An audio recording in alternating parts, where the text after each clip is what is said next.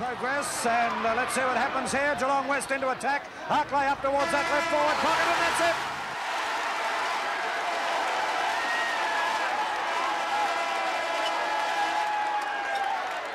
Well, it's the first premiership to Coburg in 15... When we reach that final score, then we'll get those goals galore. Then you'll hear the Lions roar. And Coburg was our win.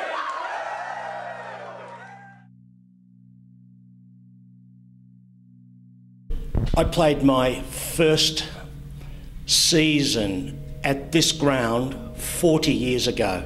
It was 1975. We'd just won the second division premiership. In 1970, we won the second division premiership, but we hadn't been able to hold our position in first division. Those years from 75 to 79, when we won the flag, were absolutely exhilarating. I was a local boy. I'd come from Coburg. In my second season on this ground against Dandenong, who went on to play in the grand final, I banged through 7 goals, 4 of them in the last quarter, down at the grandstand end. It was such an adrenaline rush. And the more I had games like that, the more I believed in the significance of the Coburg Football Club. And as we marched on towards 1979, I became acutely aware of the history. I remember all those photographs in the social club, the photos of that 26, 27, 28 premiership side. Big Jenkins, the monster. The little blokes that played in that side, Harrison, Mears and Snowy Martin. We had a cluster of champion players. And as we marched towards 1979, we were reminded by Coach Colin Kinnear that we hadn't won a premiership for 51 years. I wanted to make my history, and I say to you players, it's about making your history. This is not about archaeology and fossilised history and my glory days. This is about the past serving the present. When we got to 79, we were buoyed by young local players like you. Laurie Bird emerged and became a champion. Robbie Herbert, a brilliant forward. The tough Trevor Price. We recruited Ron Beattie from Hawthorn. We had Laidler and Milroy and Collins from Carlton.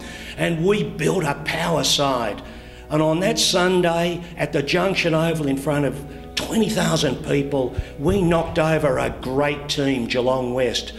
David Fisher kicked one of the greatest goals you will ever see in time on to give us the lead.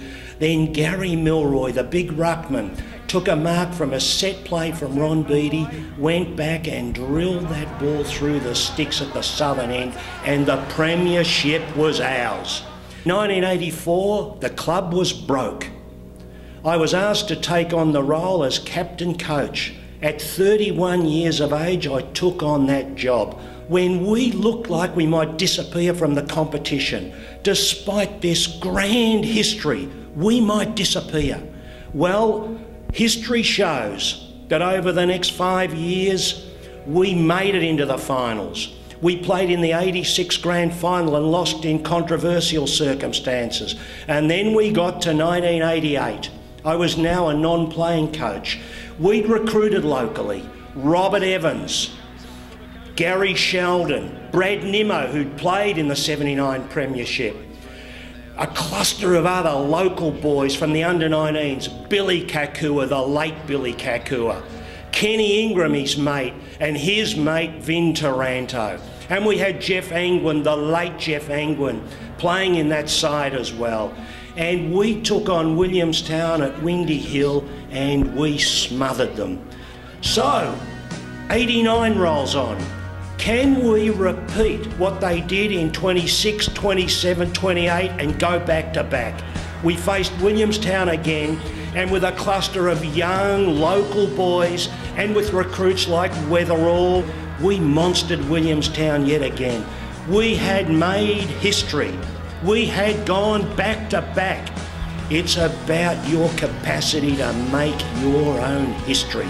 The future of the Coburg Football Club rests with you boys, with you young blokes who'll add to the experience the club already has.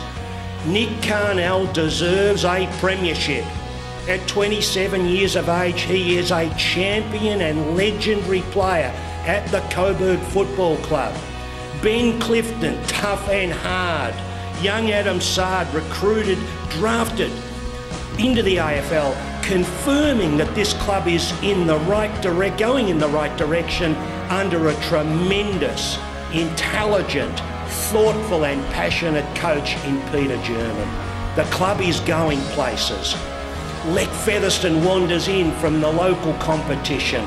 Players like you can wander in from the local comp, from the Cannons and elsewhere, and make your part, play your part in history. Adam Sard's been drafted. That just shows you what's possible too. You get a second chance, you young blokes who wander in from the Cannons, to have another dip at AFL football. But along the way you get a chance to stake your own claim in a real football club. And if the AFL doesn't come beckoning, then you stake a claim at the Coburg Football Club and go on and play 50 or 100 or 150 like Nick Carnell and enter your name into the record books. You go in against AFL aligned sides, but let's be honest about it, they don't stand alone like you do. They don't have your culture and your history and your passion. Look at what Port Melbourne did in 2011. The whole season undefeated and a premiership under Gary Ayres. There's your ambition. There's what you've got to do. I was here, standing on the terraces when Nick Carnell coasted over 50, grabbed that mark, nice soft hands, he stepped back, he drove that ball through the big sticks at the southern end of the Coburg ground, and I remembered those days when I was kicking goals in close, swinging them around, and I thought, isn't that fantastic? When that goal travelled through, I thought that symbolised where Coburg Football Club is going. So for Nick and Benny Clifton and Venditti and for Featherston and all the other young boys coming through and the recruits, Hartley and others, here's the opportunity. Make your history. You can make history like we did in 26, 7 and 8, like we did in 79 and like we did in 88 and 89. What a challenge you blokes face. What a remarkable moment it is. I just wish you all the best and remind you that it only happens with fanatical hard work and dedication. I wish you all the best.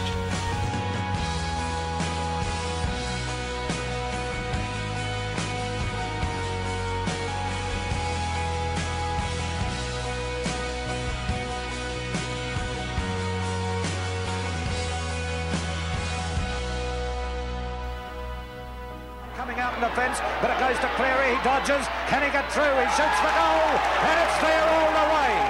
Coburg, 6 goals, 10.